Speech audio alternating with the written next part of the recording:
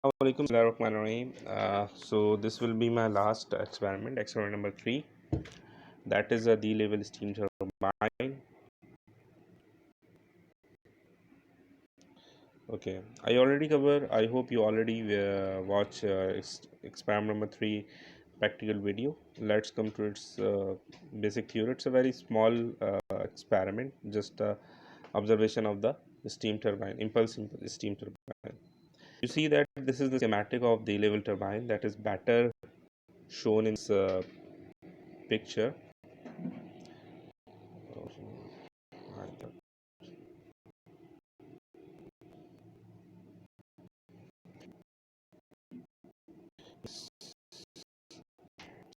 Again,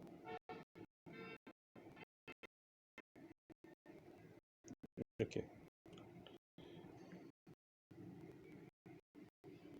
yes, this is the level turbine.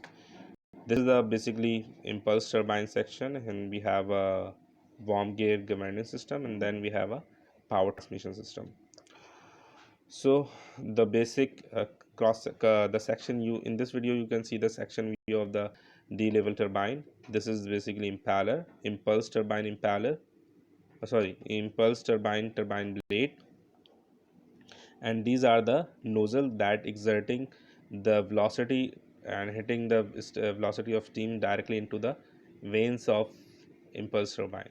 We have a 4 different steam nozzles, and that steam nozzle also can be set with this valves, because you already learned the operation of the converging diverging nozzle. It works only on the design position, because if they do not work on the design position, the divergence section act as a diffuser. It further velocity it again whatever the velocity increase in the converging section lost in the divergence section. Okay, so this is the practical video. Some student also make this uh, local made impulse turbine with the motor.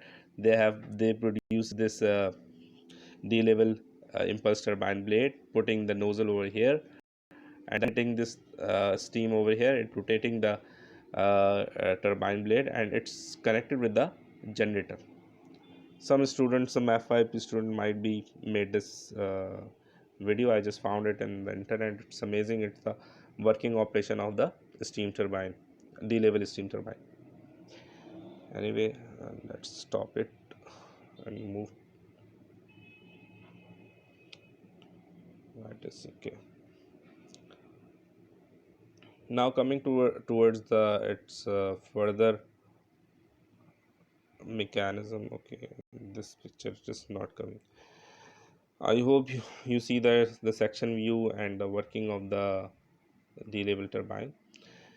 We have a power transmission system. You see that power transmission system is governed by the governor, and as well as a warm gear mechanism, and steam stainer. After releasing the whole energy of the steam in the turbine, the steam stainer passing the condensate to the condenser.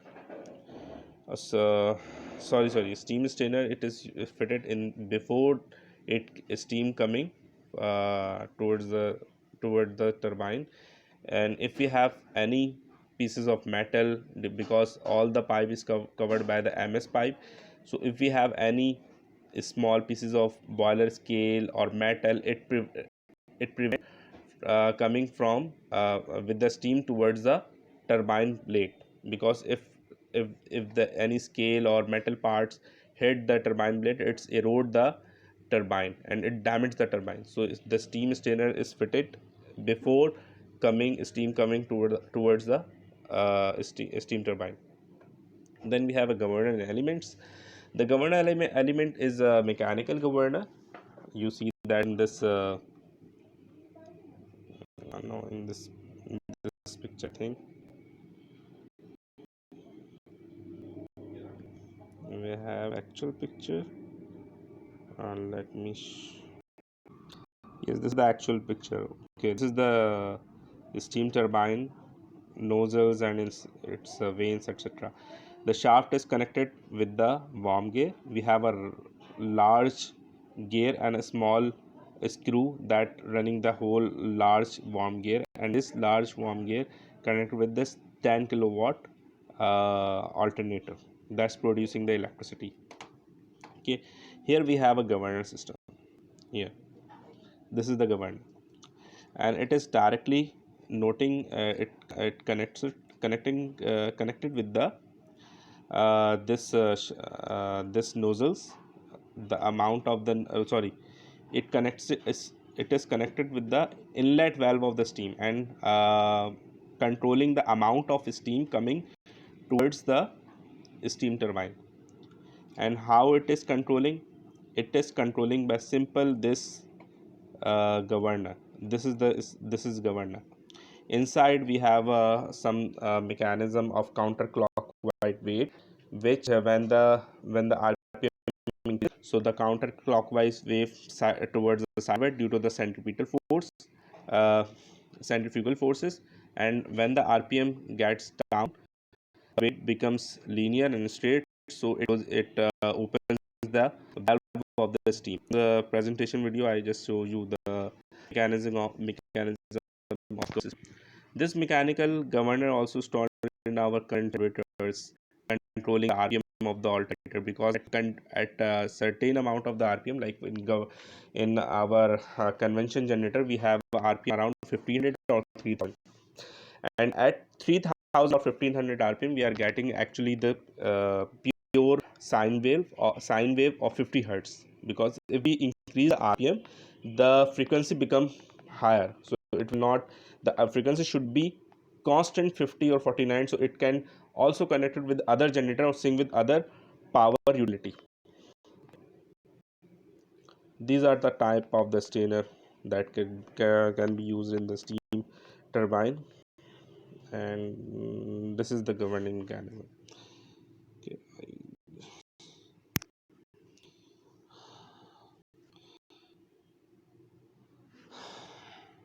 it is not working. This is basically the animation. So this is the sleeve. It is rotating this counter fly ball. When the RPM high, it due to the centripetal force, it uh, it moves away from the center point and opening and pushing this sleeve up. And due to this motion, we can control the flow of steam. Like in this, we are controlling hydraulically the amount of steam. Okay, so when these goes up, the RPM increases, so it close the steam, and this counter, when the RPM get down, the counter fly balls, due to the forces of centripetal and centrifugal forces, move downwards and open the valve of the steam.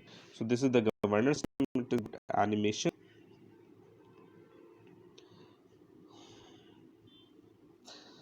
Nozzle, I already described the nozzle, the working principle in previous experiment. And dynamometer is a DC generator mounted in the turning bearing, is connected to output shaft of the gearbox by flexible coupling. The generator is fitted with the torque arm connected to a spring balance with zeroing hand wheel. The generator output is dissipated in the bank of resistance bar mounted in the loading panel.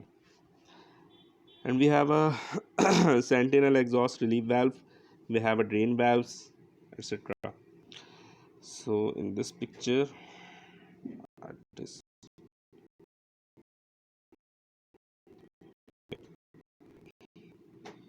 this dyno, it is producing the pure DC power, that after that power it moves in that heat resisting load bank, which basically calculating the which amount of power it is producing.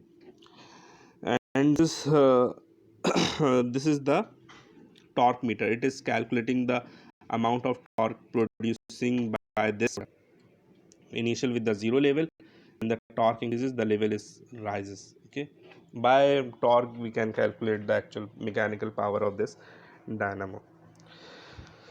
Okay, we have covered all the parts of the steam impulse D level impulse stable turbine. This is last experiment. I wish you all the best in practicals and wish you that you will cover all the parts of this experiment and get the maximum number out of it. Okay, stay blessed. Khudafis. Thank you.